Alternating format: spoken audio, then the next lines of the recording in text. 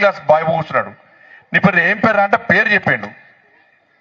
నువ్వు స్కూల్కు పోతలేవా అంటే పోన్ పోన్ పోన్ పోన్ అంటున్నాడు. అని ఈ పోన్ పోన్ పోన్ అన్నందుకే ఆ పిచ్చోడని ముద్రేసిన బాబు మీద. సరే అని చెప్పి వాళ్ళ అమ్మమ్మని అడిగిన, ఏమైందమ్మంటే వాడు పిచ్చోడు సార్ అంటుంది వాళ్ళ అమ్మమ్మ కూడా. వాళ్ళ అమ్మని అడితే వాళ్ళ అమ్మ కూడా వాడు పిచ్చిలేసింది సార్ అంటే వాళ్ళ అమ్మ అంటున్నది.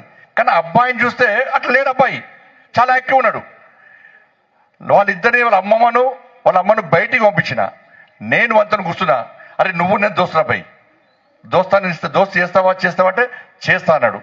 అన్ని వేరే విషయాలు మాట్లాడి నువ్వు స్కూల్కు పోవాలంటే నేను ఏం చేయాలి అన్న.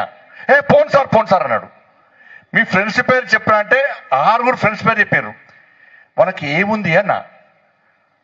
సార్ వాళ్ళకు అందరికీ సైకిల్ ఉన్నాయి, నేను సైకిల్ ముడితే నన్ను కొడుతున్నారు.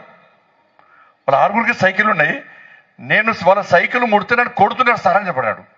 అప్పుడు అర్థమైపోయి సైకిల్ పంచాయతీ అని చెప్పని. నేను అడిగినా, మరి స్కూల్కి పోవాలంటే ఏం చేయాలంటే నేను పోను సార్ అంటాడు. వాళ్ళ సరే నీకు సైకిల్ కొనిస్తే పోతావా అంటే ఆయన ఫేస్ మొత్తం వెలిగేది ఒకసారి. అప్పుడు సైకిల్ కొనిస్తే స్కూల్ పోతాడు. మరి సైకిల్ కొనిస్తే స్కూల్ పోతావు, ఇయ్యాలే కొనిస్తా సైకిల్ అన్న. అప్పుడు నేను పోతా సార్ అన్నాడు. ఆ అబ్బాయి పిచ్చోడా కానీ ఊరు మొత్తం ఏం చేసింది, పిచ్చోడ ముద్ర వేసింది. ఆ అబ్బాయిని మీ సోషల్ మీడియాలో చూసుంటారు, మీ అందరికీ ఆ వీడియో వచ్చింది, నిన్న కూడా వచ్చింది వీడియో. ఆ అబ్బాయిని తీసుకుపోయి నేనే స్వయంగా తీసుకుపోయి సైకిల్ స్టోర్ పోయి సైకిల్ కొనిస్తే ఇలా అబ్బాయి ఒక 10 నెలల రోజుల క్రితం కూడా ఫోన్ చేసి, సార్ నేను రోజు స్కూల్ పోతున్నా సార్, సైకిల్ను రోజు తూడ్చుకుంటున్నా సార్, నేను సైకిల్ను శుభ్రంగా